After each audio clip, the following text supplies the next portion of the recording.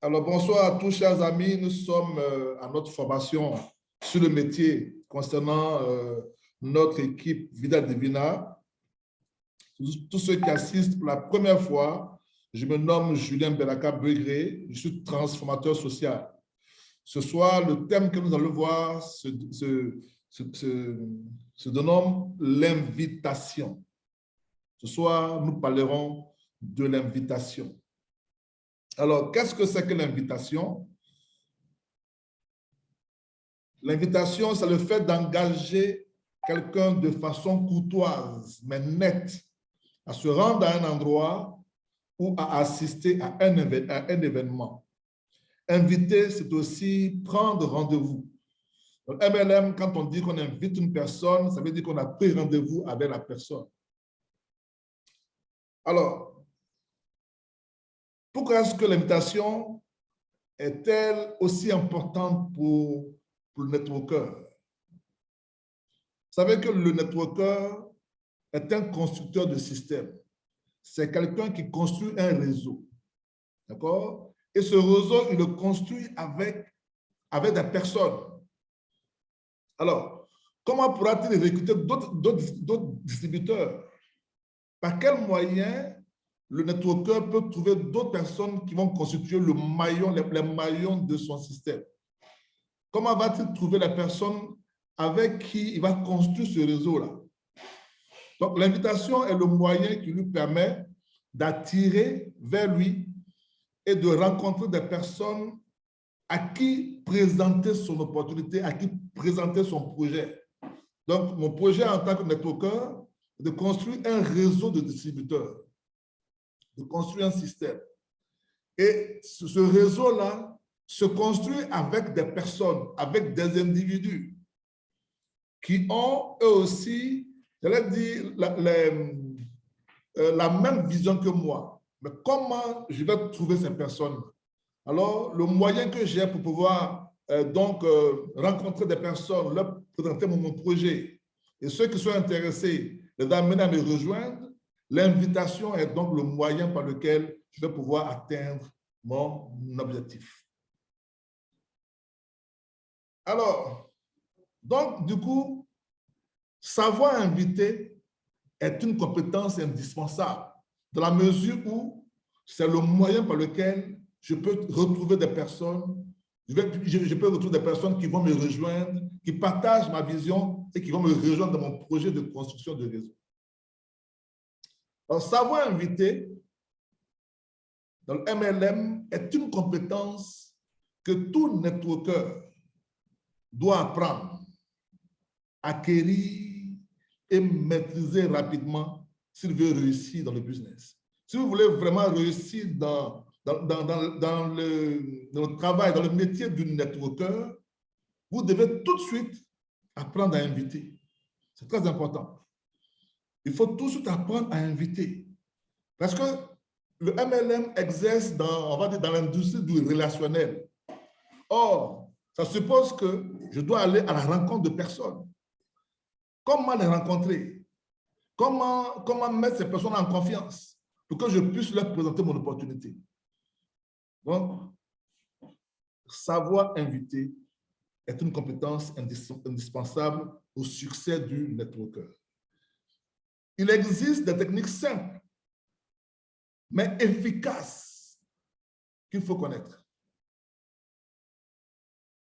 Mais avant tout, il y a des préalables. On va dire un préalable. Pour être capable d'inviter avec aise, vu que c'est l'activité que je dois faire chaque jour. Donc, pour pouvoir inviter avec aise, il faut absolument neutraliser les croyances limitantes. Les croyances limitantes, c'est quoi? Ce sont une sorte de croyances, de fausses idées que vous faites de vous-même et qui peuvent freiner d'une manière ou d'une autre votre réussite. C'est-à-dire, en tant que networker, ce que je recherche, c'est de rencontrer des gens avec qui parler, leur présenter mon projet. Et ces personnes-là, si mon projet les intéresse, vont me rejoindre. Si elles partagent ma vision, ces personnes-là vont me rejoindre. D'accord? Donc, mon travail, c'est d'aller au contact des gens, de les inviter, de les rencontrer. Donc, si j'ai des croyances limitantes qui m'empêchent d'être à l'aise et de faire mon travail avec efficacité, il faut bien que ces croyances-là, qui sont des blocages, je puisse les éliminer. Ce sont entre autres, oh, ce truc-là, ce n'est pas mon truc. Ce business, ce n'est pas mon truc. Moi, je suis un grand fonctionnaire, je ne sais pas trop pourquoi je vais faire ça. Tu es un grand fonctionnaire, mais est-ce que tu gagnes l'argent? Tu es un grand aux yeux des gens. Mais est-ce que toi-même, tu es grand à tes yeux? Quand tu regardes dans le miroir, est-ce que tu es grand? C'est très important. Parfois, certains complexes de supériorité, souvent c'est un complexe d'infériorité qui occasionne ça. Et si la personne refuse? Et si la personne refuse? J'ai appelé si elle refuse. Au moins, j'ai honte de parler aux gens. Il faut savoir qu'une personne qui a encore ces blocages-là, qui a encore ces points limitants-là, ne peut pas être efficace parce que ce métier est un métier de relationnel. Il faut aller rencontrer les gens. Il faut être au-dessus du rejet. Un non pour un networker, ça peut être un oui caché. Un networker n'est pas ému par le refus. Donc, il faut dépasser ces croyances limitantes. Elles sont généralement motivées par la peur et le manque d'estime de soi. Il y a des gens qui n'ont pas d'estime d'eux-mêmes. Si donner une brochure à quelqu'un dans la rue, pour vous, est avilissant, je pense que vous n'avez rien compris. Un homme qui a une grande estime pour lui-même, il s'adapte à tous les milieux. Qu'il soit avec les grands ou avec les petits, il se sent bien. Il est équilibré. Donc, pour être efficace dans l'invitation, il faut absolument neutraliser les croyances limitantes que je viens d'énumérer. Et la seule façon de neutraliser ces croyances limitantes, c'est de passer à l'action. C'est de commencer à inviter. De commencer à inviter. Vous recevez un premier nom, un deuxième nom, un troisième nom, un quatrième nom, le cinquième, ça sera un oui. Quand une fois qu'on est plongé dans l'eau, on n'a plus froid.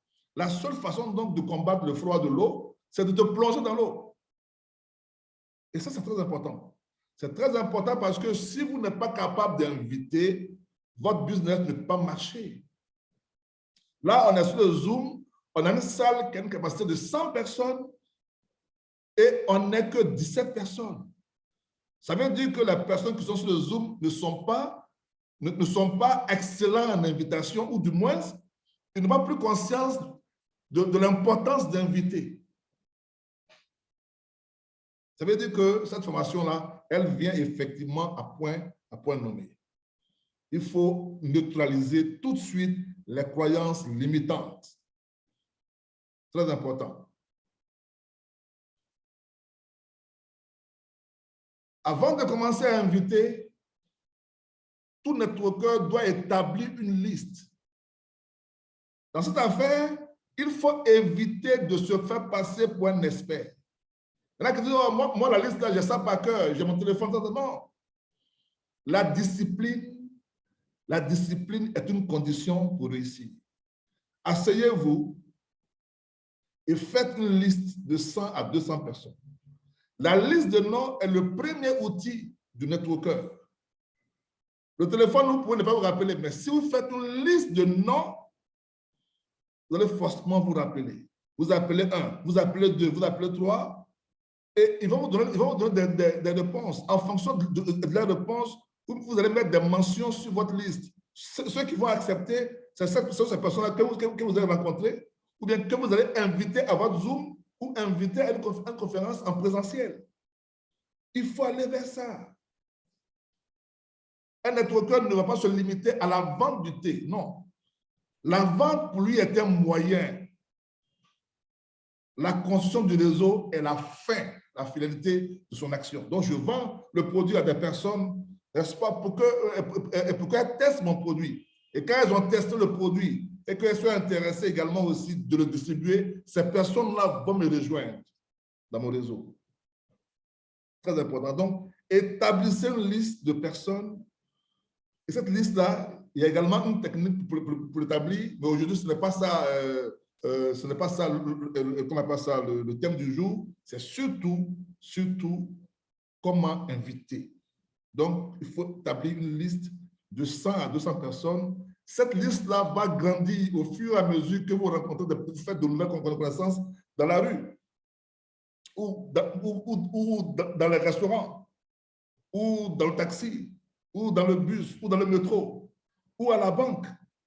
Partout où vous pourrez faire la connaissance d'une nouvelle personne et avoir son numéro, et lui donner votre carte de visite ou votre numéro, vous rajouterez ce nom-là sur votre liste au fur et à mesure, parce que c'est la matière première sur laquelle travaille le networker. Les noms, les contacts, en tant qu'entrepreneur relationnel, ce sont les contacts qui sont notre matière première pour travailler. Et une fois que cette liste est établie, de 100 à 200 noms, alors vous allez maintenant chercher à prendre rendez-vous avec ces personnes pour leur présenter votre opportunité. C'est ce qu'on appelle l'invitation. Le fait de prendre rendez-vous, c'est ce qu'on appelle l'invitation. Alors, le but, comprenez bien que le but de l'invitation consiste à savoir si votre prospect accepte ou non votre rendez-vous, mais avec une réponse ferme, oui ou non. Il ne s'agit pas d'expliquer, qu'on appelle ça, l'opportunité. Non, non. Parce que pour pouvoir présenter l'opportunité à la personne, vous allez choisir un cadre pour le faire. Ça peut être lors d'un Zoom, ça peut être lors d'une conférence publique, ça peut être un rendez-vous à 2 ou à 3, en fonction de votre niveau de maîtrise, n'est-ce pas, de la présentation. Vous pouvez donc prendre rendez-vous à la personne one-on-one, ou bien en invitant votre parrain pour faire soit un appel à 3, faire un Zoom ou rencontrer physiquement la personne. C'est très, très important.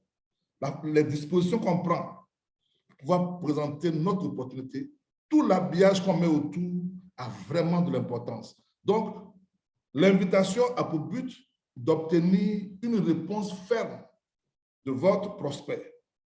Soit quand vous lui parlez, quand vous l'invitez, il doit vous dire oui ou non, mais jamais peut-être. Voilà. Il faut amener le prospect à vous donner une réponse ferme. C'est ça le but de l'invitation.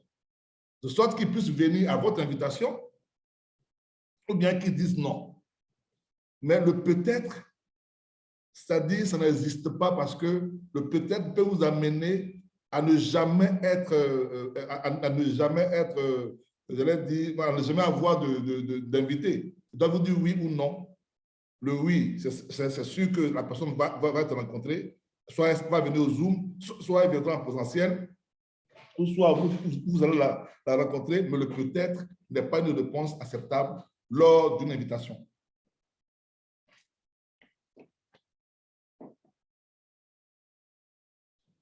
Maintenant, comment inviter de façon concrète? Comment inviter?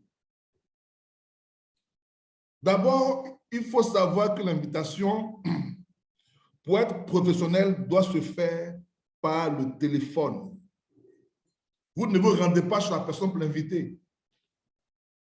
C'est vrai que si jamais on a un événement où il faut donner une carte d'invitation physique, ça c'est notre fait. Mais c'est mieux de le faire par téléphone, c'est plus professionnel. Et ça vous met à l'abri de beaucoup de choses. De sorte à ce que vous ne donnez aucun brief sur l'opportunité. De inviter toujours 2 à 5 jours avant la date du rendez-vous.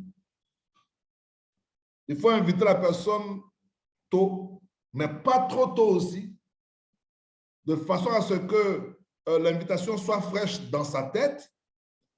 Et puis, vous allez pouvoir lui faire des rappels jusqu'à ce que la date arrive.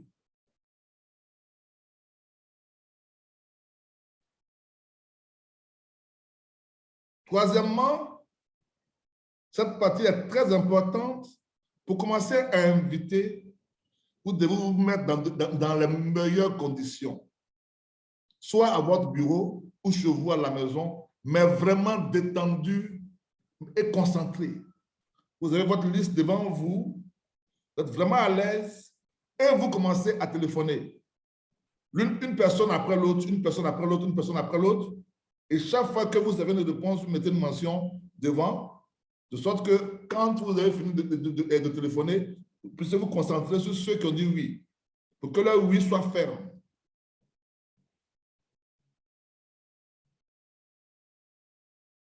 Quatrièmement, faites vos invitations en série, comme je viens de le dire. Vous avez votre liste devant vous, vous appelez la première personne, la deuxième personne, la troisième personne, et en fonction de la réponse, vous mettez des mentions devant les noms. Vous le faites pendant 1 heure de temps. Vous voyez que déjà, c'est vraiment du boulot. Vous le faites pendant 1 heure de temps, de sorte à ce que vous puissiez repérer ceux qui vous ont donné oui et travailler à rendre ces oui-là fermes. Si vous êtes un nouveau distributeur, sachez que c'est seulement après 3 ou 4 invitations d'échauffement, on appelle ça échauffement, parce qu'au moment où tu commences à inviter, tu as peut-être un peu la frustre, tu as peut-être un peu le tract. Voilà, donc tu commences d'abord à appeler.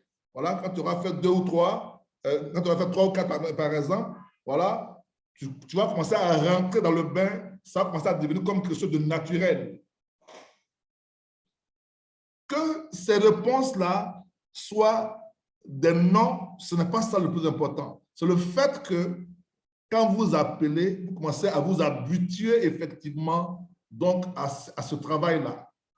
Vous appelez 3, 4 personnes, vous commencez non seulement à mémoriser vos formules, vos techniques.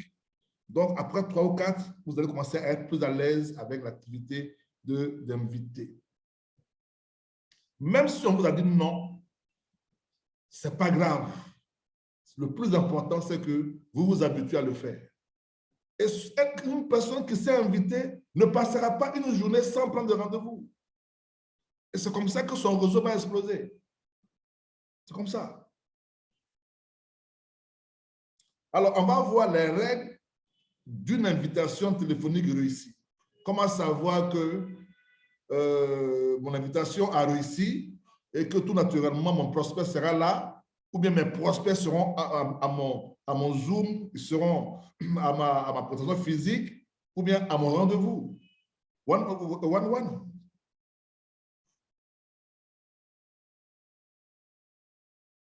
Les règles d'une invitation téléphonique réussie.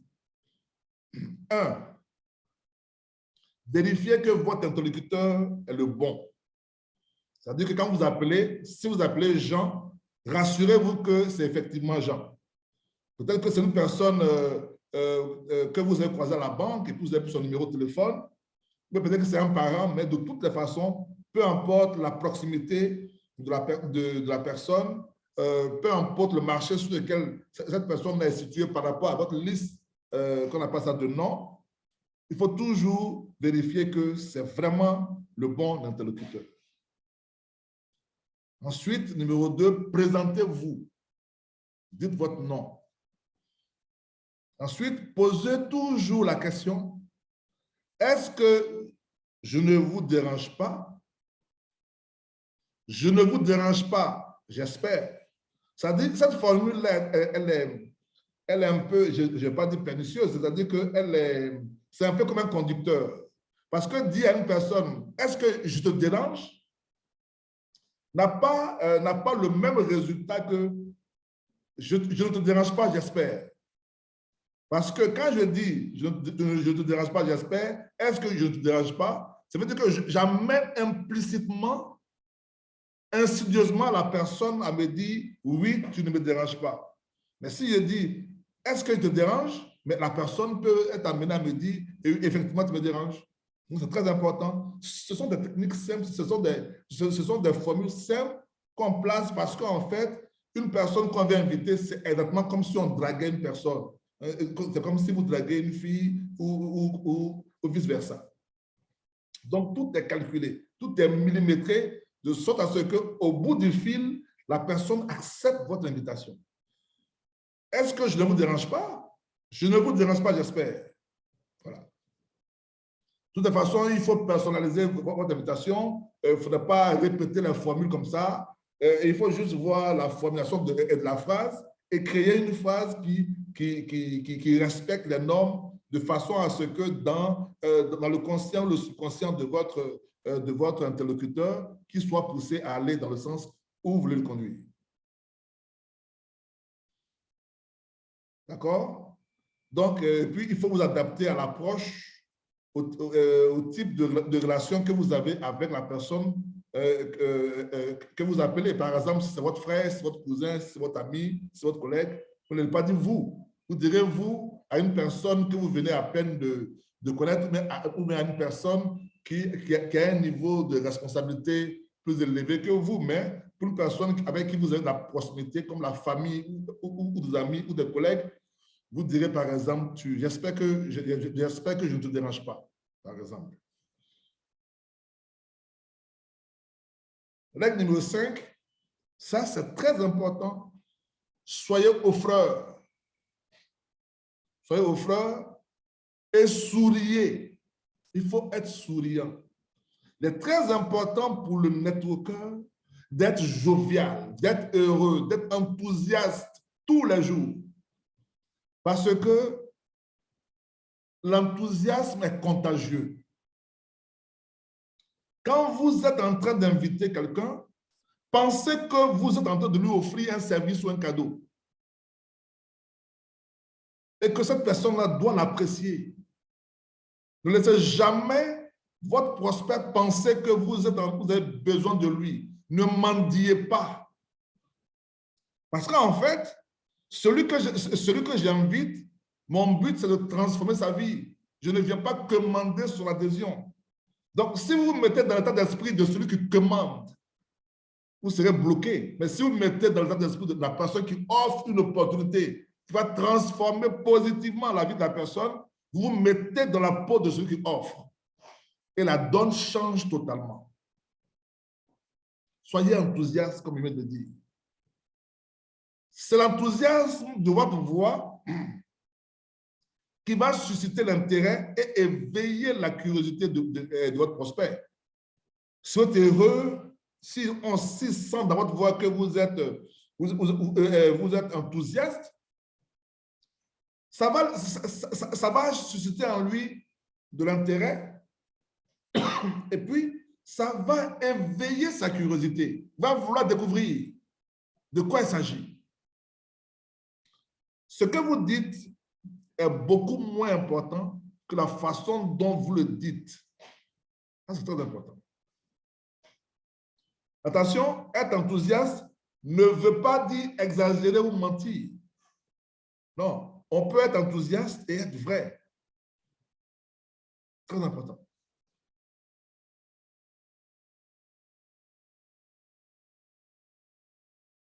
Règle numéro 7. Soyez bref. C'est très important. Une invitation se fait en 2 minutes. Parce qu'en réalité, le but que vous poursuivez, c'est d'obtenir un rendez-vous. Il ne s'agit pas d'expliquer l'opportunité. Obtenir un rendez-vous. Obtenir que la personne vous dise oui ou non, je viendrai. Soyez très clair, ce n'est pas une invitation à dîner. Ne faites pas croire à la personne que vous l'invitez à un dîner ou à un lunch. Non, ce n'est pas une invitation de repas. Et n'expliquez jamais l'affaire au téléphone. Souvenez-vous que vous devez être bref et n'expliquez pas l'affaire au téléphone. Vos prospects doivent découvrir l'affaire dans son intégralité, dans son contexte. Si c'est un Zoom, alors la personne va venir sur le Zoom avec vous et découvrir l'opportunité dans son contexte. Si c'est une présentation en présentiel, en salle, la personne viendra avec vous et elle va découvrir l'opportunité. C'est un rendez-vous à 2 ou à 3, c'est, en tout cas, c'est à l'heure du rendez-vous et dans le lieu indiqué du rendez-vous, que ce soit un lieu virtuel comme le Zoom ou un lieu physique, c'est dans ce lieu-là que la personne va découvrir l'opportunité.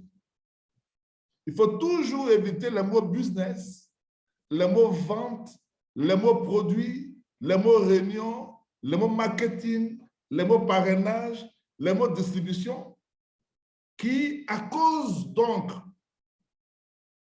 de la proximité de marketing de réseau avec les systèmes pyramidaux, évoquent quelquefois des souvenirs négatifs. Généralement, quand on parlait de votre opportunité à quelqu'un, alors il pense toujours, non, mais moi j'ai déjà fait un truc pareil, j'ai perdu. On ne perd pas de l'argent dans le marketing de réseau, on ne perd pas de l'argent dans la vente directe. Si quelqu'un perd de l'argent, c'est dans un système pyramidal. Mais comme le système pyramidal imite, n'est-ce pas, le recrutement et le paiement par paliers multiples, comme dans le marketing de réseau, alors ces mots-là peuvent évoquer, n'est-ce pas, des références négatives parce que votre prospect n'est pas forcément un expert ou un connaisseur de la vente directe. Donc, ce sont des mots que vous devez éviter quand vous invitez la personne.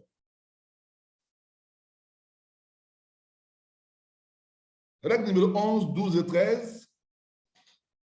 Essayez très souvent de donner le choix sur l'heure et sur le jour.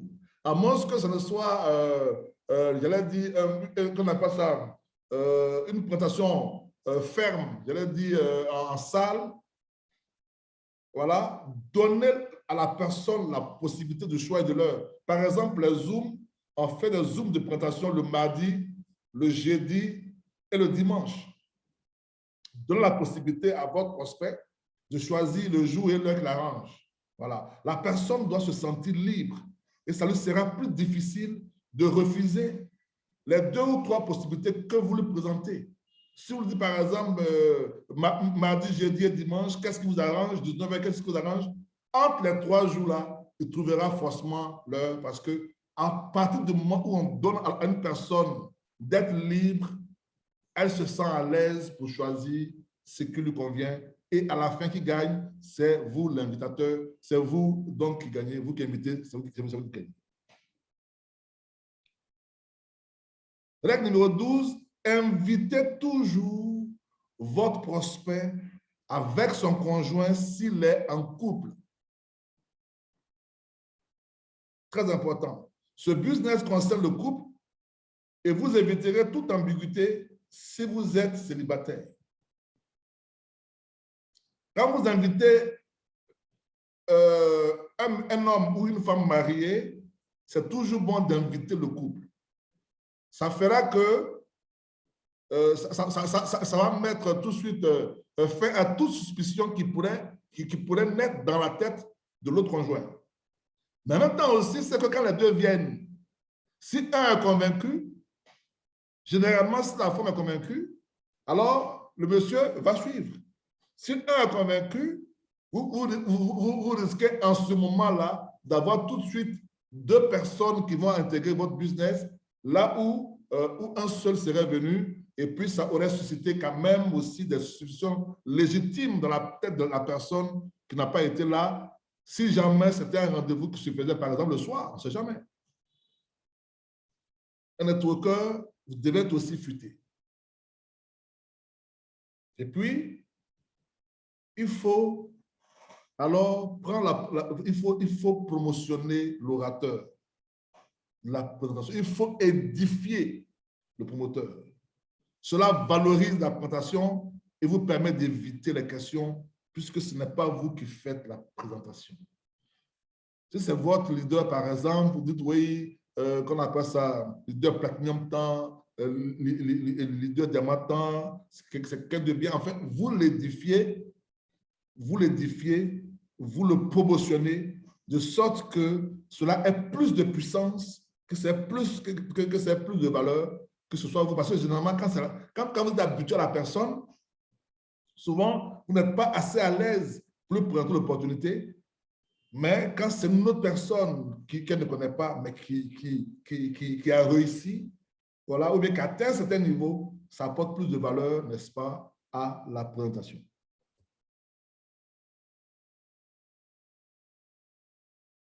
Quand vous invitez, il faut toujours refuser les peut-être et les je vais essayer.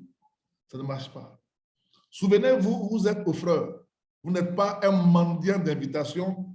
Vous êtes une personne qui va offrir à quelqu'un l'occasion de non seulement de consommer un produit qui va lui apporter de la santé, mais une opportunité qui va changer sa vie à jamais.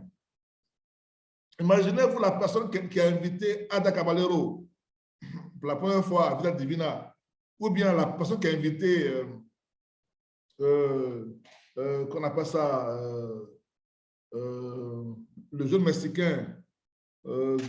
Manuel Wilkins. Voilà, Manuel Wilkins. Mais aujourd'hui, cette personne-là, elle doit être remerciée. Parce que l'invitation qu'il lui a faite lui a permis de passer du statut d'employé de construction, de aide-maçon, à un multimillionnaire en dollars. Voilà. Mettez-vous dans la peau de celui qui offre et n'acceptez jamais les peut-être et n'acceptez jamais les je vais essayer. Vous savez, sous nos tropiques, les gens, quand ils ont une petite position sociale, alors ils pensent qu'ils ont atteint. Alors que derrière village à village, imposez-vous. Dites par exemple, j'ai besoin d'être sûr que tu viendras. Car le nombre de places est limité. Je préfère que tu me dises non si tu n'es pas sûr de venir. Je préfère un non. C'est mieux que de me dire je vais essayer. Soyez peu bavard et apprenez à raccrocher. Nous sommes des hommes d'affaires, c'est vous qui appelez. Donc, tout naturellement, il faut aussi avoir, comment on dit ça, il faut aussi avoir la latitude de pouvoir raccrocher quand il faut. Verrouillez vos invitations en reconfirmant toujours 24 heures avant le rendez-vous. Il faut verrouiller. Il faut faire un rappel qui amène la personne donc à prendre une décision définitive. Par exemple, vous avez pris rendez-vous pour demain, je compte sur vous. Si la personne vous dit oui, c'est fini, elle sera là demain. Fixez toujours vos rendez-vous 30 minutes avant le début de la séance, de sorte que vous n'arrivez pas à une séance qui a déjà commencé et votre prospect n'aura pas vu la présentation entière de façon à se décider. Très important. Et si jamais c'est dans nos pays ici où il y a beaucoup d'embouteillages, il faut même donner rendez-vous 1 heure avant. Peut-être que si c'est une cotation en salle, vous avez le temps de prendre un petit café à côté, toujours, voilà, le temps que la séance ne commence, pour ne pas que votre prospect arrive en retard et qu'il n'attende qu'un seul bout de la partie et qu'il n'arrive pas à se décider. Être à l'heure est très important parce que votre prospect va écouter du début à la fin la présentation et puis alors Dieu fera le reste. Nous allons voir quelques exemples de scénarios téléphoniques que je vous encourage à étudier. Cette vidéo sera disponible sur notre chaîne YouTube. Et pour ceux qui voudraient avoir donc ce PowerPoint pour aussi l'obtenir, je vous encourage à étudier ce scénario jusqu'à ce que ce soit totalement intégré à votre subconscient, de sorte que ce soit de façon réflexive que vous les utilisez. Très important. Alors, on va voir des scénarios qui sont valables sur le marché chaud. Quand on parle de marché chaud, on parle par exemple de vos prospects qui peuvent être par exemple vos parents, vos amis, vos voisins, vos collègues, des personnes avec qui vous avez déjà une affinité. C'est ce qu'on appelle le marché chaud. Alors, voici un scénario. Par exemple, vous êtes à Alice, voilà. Et puis, la personne que vous voulez inviter s'appelle Roland. Donc, c'est allô Roland, c'est Alice. Comment tu vas, Roland? Donc, vous échangez de la politesse en fonction de votre proximité, voilà. Roland, je t'appelle tout pour te dire que j'ai commencé une nouvelle activité véritablement passionnante. Je sais que tu es très occupé, mais je sais aussi que tu es un homme d'affaires qui réussit. Et peut-être aimerais-tu y jeter un œil, un coup d'œil. Je me demandais si je pourrais passer une demi-heure avec toi afin de te montrer de quoi il s'agit. Mardi ou jeudi prochain, je suis disponible. Est-ce que ça te convient? Quand vous avez pris la personne comme ça, apparemment, vous l'avez déjà pris de vitesse. Et dans ce speech, dans ce scénario, c'est-à-dire que la personne est déjà en confiance. Je t'appelle pour te dire que j'ai commencé une nouvelle activité véritablement passionnante. Je sais que tu es très occupé, donc il ne pourra pas vous dire que ouais, bon, je suis occupé. Je sais que tu es très occupé, mais je sais aussi que tu es un homme d'affaires qui réussit. Et peut-être aimerais-tu jeter un œil à mon business. La personne même, en quelque sorte, vous l'avez édifié. Et donc, le reste va simplement vous l'apporter. Je me demandais si je pourrais passer une demi-heure avec toi afin de te montrer de quoi il s'agit. Mardi ou jeudi prochain, je suis disponible. Est-ce que ça te convient? Non. Forcément, il va choisir un jour. Ce sont des techniques qu'il faut intégrer, qu'il faut bosser, qu'il faut répéter. Non pas pour les répéter de façon comme un perroquet, mais en les modelant avec vous-même vos propres tournures. Que ça puisse vous imprégner totalement pour que le rendu soit efficace. Deuxième scénario, toujours sur le marché chaud. Allô Jean, c'est Alice. Comment tu vas? Je l'ai de politesse. Jean, je t'appelle pour te dire qu'on m'a présenté l'occasion de gagner des revenus complémentaires et j'ai pensé à toi.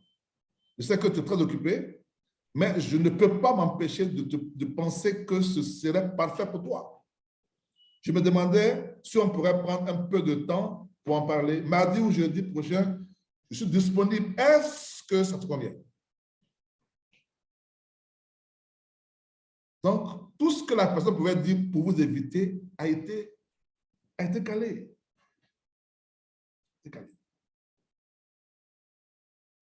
Maintenant, on va voir des exemples de scénarios sur le marché froid. Le marché froid, c'est des personnes qui ne sont pas vos intimes, c'est des personnes auxquelles vous n'êtes pas habitué, mais que vous avez rencontrées soit lors de vos prospections, ou soit pendant des courses à la banque, au restaurant, même dans la rue, dans le taxi, dans le bac-à, dans le bus, dans le métro, vous l'avez rencontrée.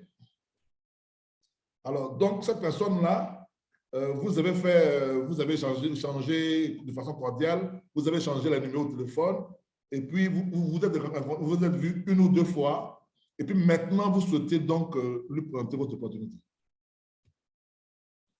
Scénario numéro 1. Allô Max, c'est Alice. J'imagine que tu es très occupé comme moi. Puis-je avoir 2 minutes pour discuter avec toi? Parfait. Max. Ça veut dire qu'en disant ça, la personne a dit oui, donc parfait. Max, vu ton domaine d'activité, tes compétences, ton style de vie, cette affaire va vraiment t'intéresser. Je ne peux pas abuser de ton temps, mais tu comprendras très vite que ça vaut vraiment la peine de consacrer 45 minutes. Puis-je te rencontrer demain à 19 h ou bien samedi à 10 h, tu seras sans doute moins bousculé.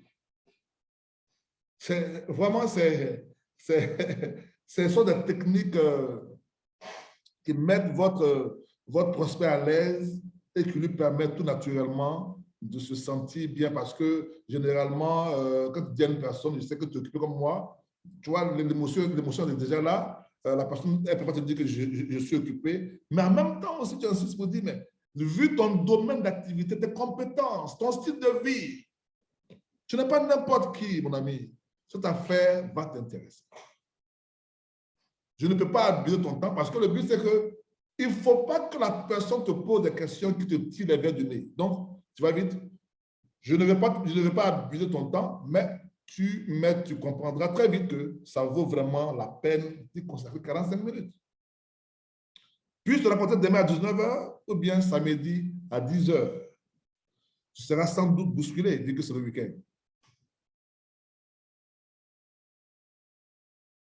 Scénario numéro 2. Toujours sur le marché froid. Alors, Alice, j'imagine que tu es très occupé comme moi. Puis-je avoir 2 minutes pour discuter avec toi? OK, parfait. Christ, l'entreprise avec laquelle je travaille n'est manifestement pas pour toi. Mais je voulais te demander si tu connais quelqu'un qui est ambitieux, motivé par l'argent et qui chercherait à augmenter son revenu. Là, moi, c'est la formule que j'adore. Parce que là, vous invitez la personne sans l'inviter. Vous lui dites que vous savez qu'il est occupé. Mais maintenant aussi, vous dites que vous croyez que l'entreprise que vous venez de rejoindre là n'est pas pour lui. Mais si dans son entourage, il connaît des gens qui sont ambitieuses, qui sont motivés, n'est-ce pas, par l'argent et qui chercheraient à augmenter leurs revenus, qu'il vous en donne quelques-uns sur votre liste, vous donne le contact de quelques-uns pour que vous puissiez les rencontrer. Vous verrez que à cette question, votre interlocuteur cherchera coûte que coûte à savoir ce que c'est. Avant de proposer le nom de quelqu'un d'autre, il va chercher à savoir lui-même. C'est-à-dire que vous lui avez mis le feu. Il ne peut pas attendre. Il faut qu'il sache de quoi il s'agit. Et dites-lui, cela a vraiment du sens, c'est normal. Okay? Je trouve normal que tu veilles en savoir plus avant de me donner le nom de quelqu'un. Il est difficile d'en parler au téléphone, mais on pourrait se rencontrer durant 45 minutes, mardi ou jeudi, pour en discuter. Ou sur un Zoom, enfin, peu importe, je pourrais te donner plus de détails. Quel jour t'arrange le mieux? Là, la personne est désarmée, elle ne peut qu'accepter votre invitation. Un networker est un leader. Un leader est un influenceur. C'est une personne qui n'est pas timide, qui n'est pas fermée, qui sait là où il va, qui vise un but et qui l'atteint. C'est comme ça que vous devez être. C'est pour ça qu'il faut tout de suite neutraliser toutes vos limites bloquantes. Tous les préjugés qui bloquent, il faut les éliminer. Parce qu'on n'a qu'une seule vie. OK? On passe plus de temps, on passe le même temps à être heureux et prospère qu'à être malheureux et misérable. C'est un choix à faire. Un choix à faire.